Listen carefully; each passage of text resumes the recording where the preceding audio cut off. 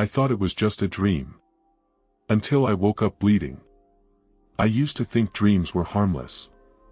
That they were just the mind's way of playing pretend while we slept, scrambled memories, stress, half-buried desires flickering like static on a broken TV screen.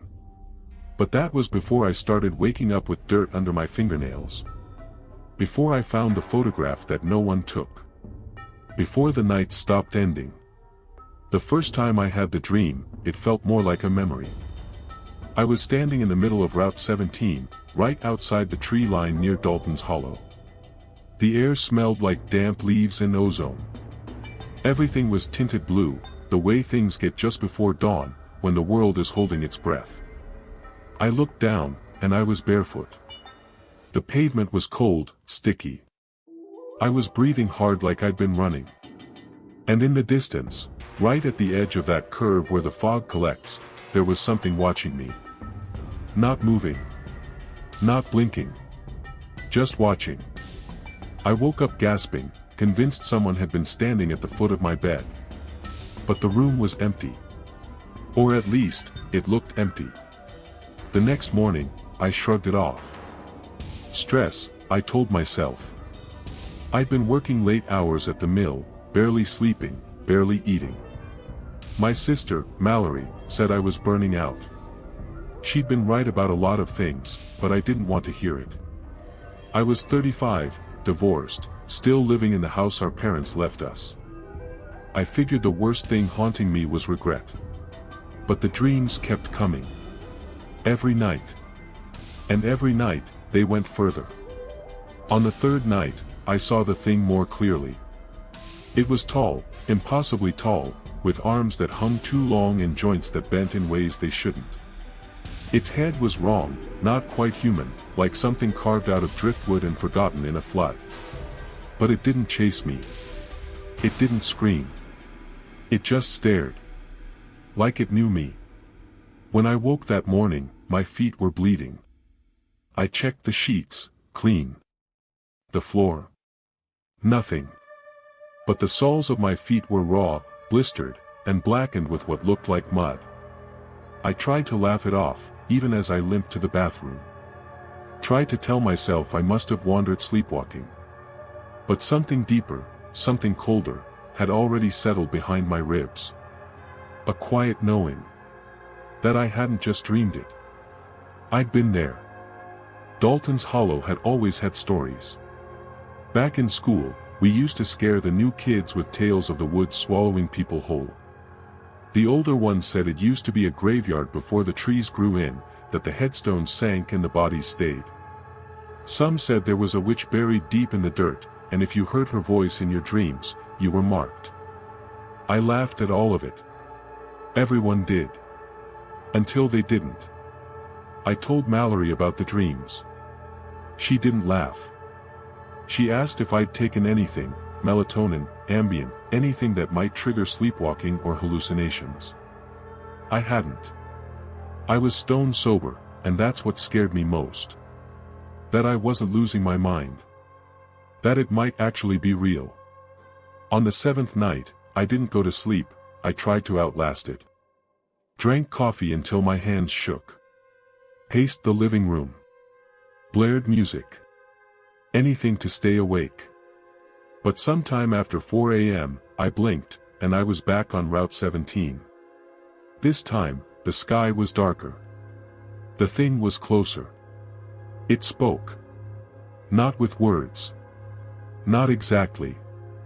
It was like a pressure inside my skull, like static crawling under my skin. But I understood. It remembered me. And it was waiting. I woke up screaming. My nose was bleeding. My mouth tasted like ash. And there, on the table beside my bed, was a photograph. One I didn't own. One I'd never taken. It showed me standing in the road, in that blue dawn light, barefoot. Bleeding. Behind me, the thing was smiling. The photograph wasn't mine. But I was in it. I stared at the photograph for what felt like hours. It was matte, old style, like it had come from a disposable camera in the 90s. The edges were curled and fraying, as if it had passed through too many hands or too many years. I didn't want to touch it, but I had to. I had to feel whether it was real, whether it had texture or weight, whether it could bleed ink if I tore it apart. It did. The moment my fingers touched it, the cold shot through me. Not the kind of cold that comes from winter air or a drafty window, but the kind that coils inside your bones, the kind that whispers that you're not alone anymore. That you haven't been for a long time. I burned the photograph in the kitchen sink. Watched it curl and twist in the flame, watched the ink bubble and bleed. It screamed when it burned.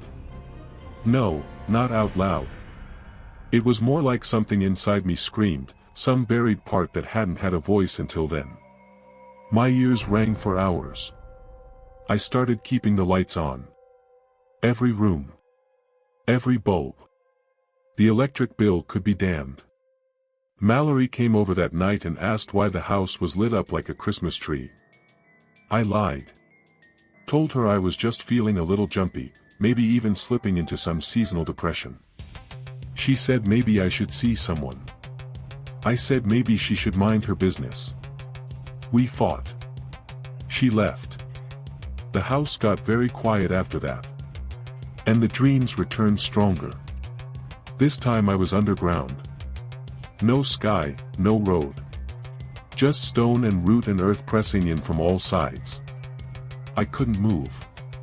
Couldn't speak. But I could hear it breathing, slow and steady, as though the soil itself had lungs. I knew if I turned my head, I'd see it, inches from my face. And in the dream, I did. I saw it. Or what it had become. Its eyes were hollow. Not empty, but bottomless. Like sinkholes into something far older than the world. Its skin had begun to crack and split, like dry bark peeling from a dying tree. It smelled like mildew and rot, and every breath I took felt like inhaling a grave. It opened its mouth. And I woke up in the garden. Not my bed. Not the couch. Not the floor. The garden. Outside. On my back. Covered in dirt. My hands were scraped raw, and there was something in them. Clutched so tight that I had to pry my fingers open one by one. Inside was a small, child's shoe. Pink. Faded. The sole half rotted. I didn't recognize it. But something in me did. That's when I started digging. I told myself it was just a check. Just to be sure. Just to prove that I wasn't slipping off the edge like those poor bastards you hear about, the ones who claim to see things, to hear things, to know things they couldn't possibly know. I brought out a flashlight and a spade and started turning the soil at the back of the property, near the tree line. It had rained the night before, and the earth gave way easily, too easily, like it wanted to be opened. I don't know how long I dug. Minutes, maybe hours. Time felt wrong out there. Warped. And then I found her. Or what was left of her. Not whole. Not clean. Time had taken its toll. But I knew. I didn't know how I knew, but I did. The dress was blue, the kind little girls wore in church photos. Her limbs were all wrong, like something had bent them until they snapped. Her face. God, her face. Part of it had caved in, as if something had chewed through the bone. And the shoe on her left foot, the one still intact, matched the one in my hand. I vomited. Dropped the spade.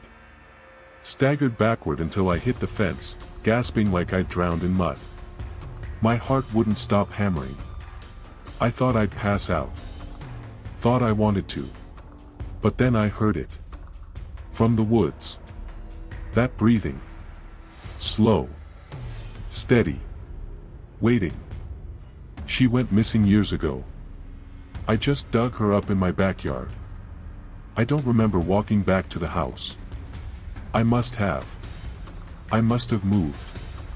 But the next clear memory is the front door slamming behind me, the deadbolt locking, my back pressed to the wood as I slid down, knees to chest, shaking like a fever patient.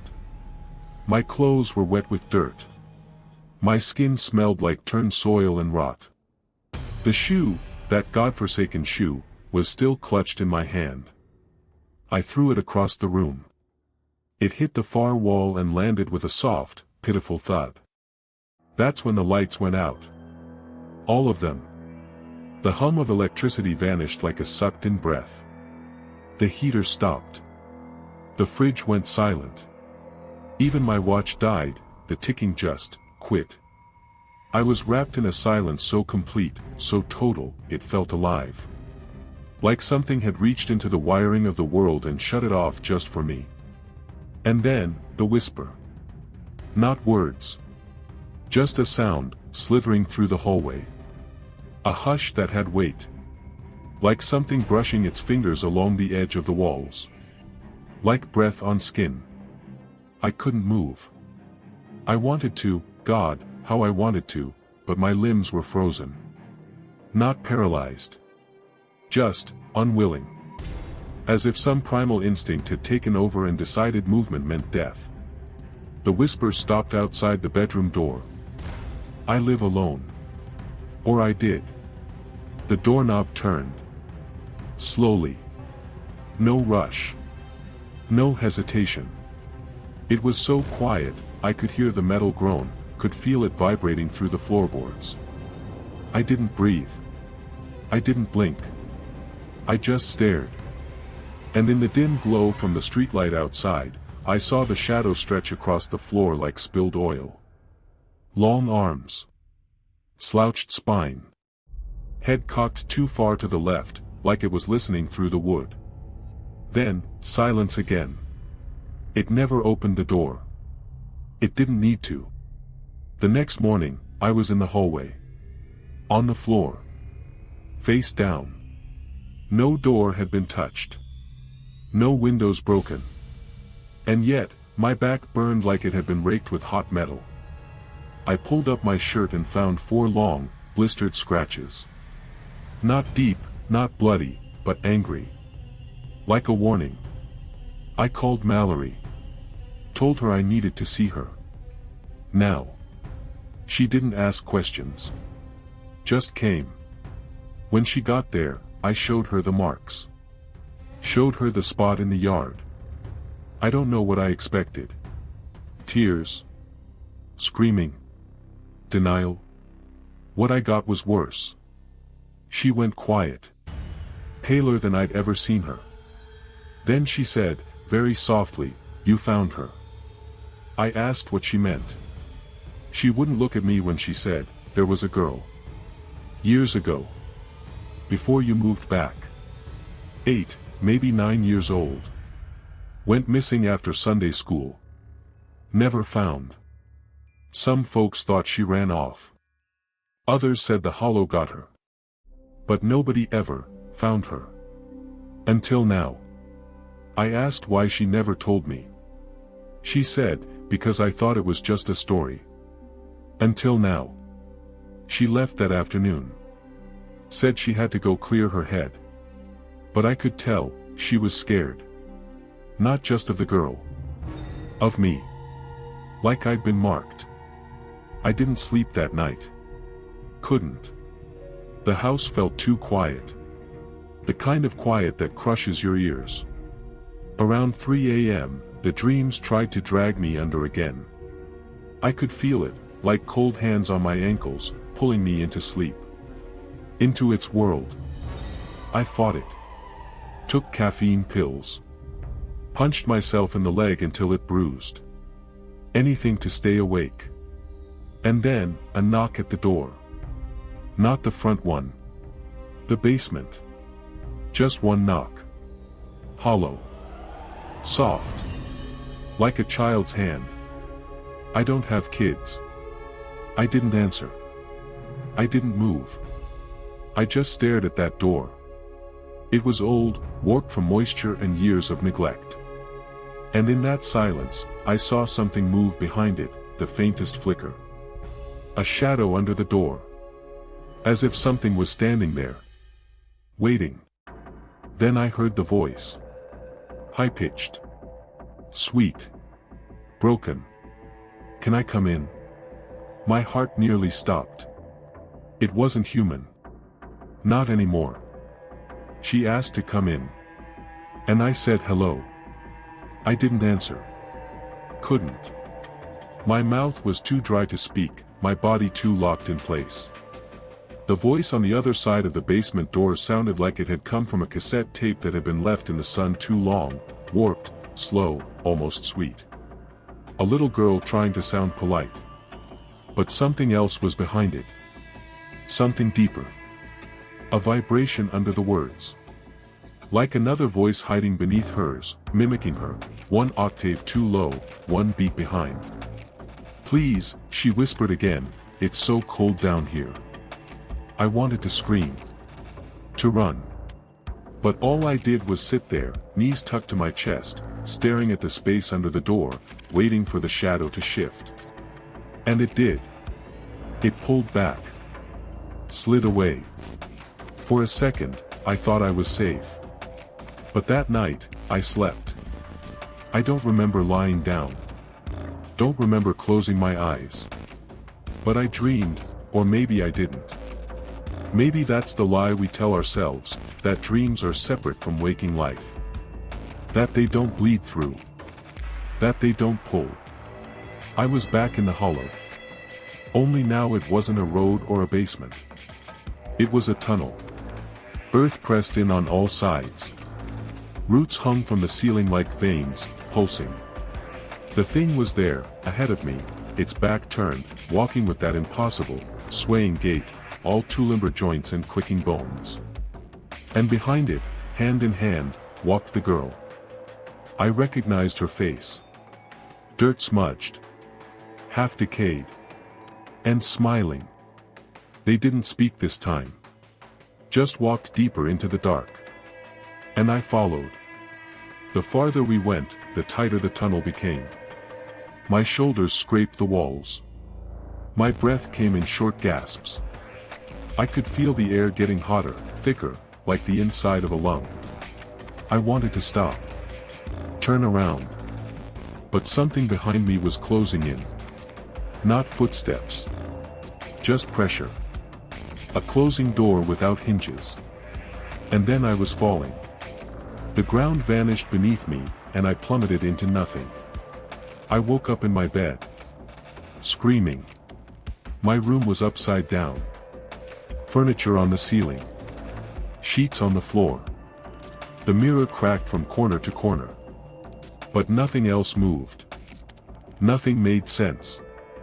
Not the angle of the light. Not the time on the clock. And then, the smell. Wet dirt. Rotten wood. Like something had crawled through the earth and into the house. I ran. Didn't take my keys. Didn't take my phone. Just sprinted into the night barefoot, gasping, stumbling over gravel and weeds and memories. I didn't stop until I hit Mallory's porch, pounding on the door like a madman. When she opened it, she didn't scream. She didn't ask what was wrong. She just looked at me, eyes wide, and said, "You brought it with you, didn't you?" I collapsed. She let me in. Locked every door. Every window. Drew the curtains. Lit candles, not out of superstition, but because the lights had started flickering the moment I crossed her threshold. I told her everything. Every dream. Every footprint. Every whisper.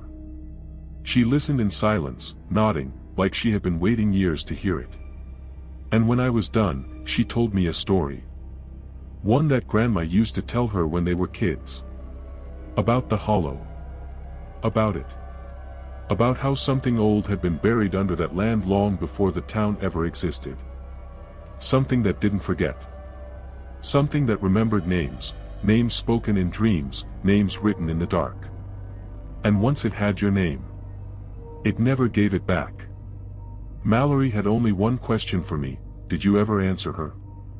And that's when I remembered the very first dream. Before the blood. Before the shadow. When I stood in the road and heard the voice call out to me from the fog. "Hello," it had said. And I had whispered back, without thinking. Hi. That's all it took. That night at Mallory's, we stayed up, lights on, eyes wide. But at 2:44 a.m., she started humming. A soft tune. A lullaby. I asked what she was doing. She didn't respond. Just kept humming. When I walked over, her eyes were wide open. Pupils blown out. And her fingernails were packed with dirt.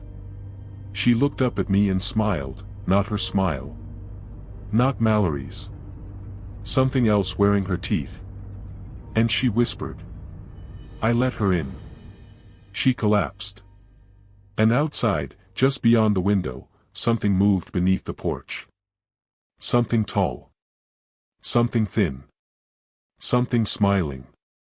You want to know what happened next? Whether I'm still alive. Whether I escaped. But if you're hearing this, if the story has reached you, you already know the answer. You've already dreamed of her. And you already said, hi.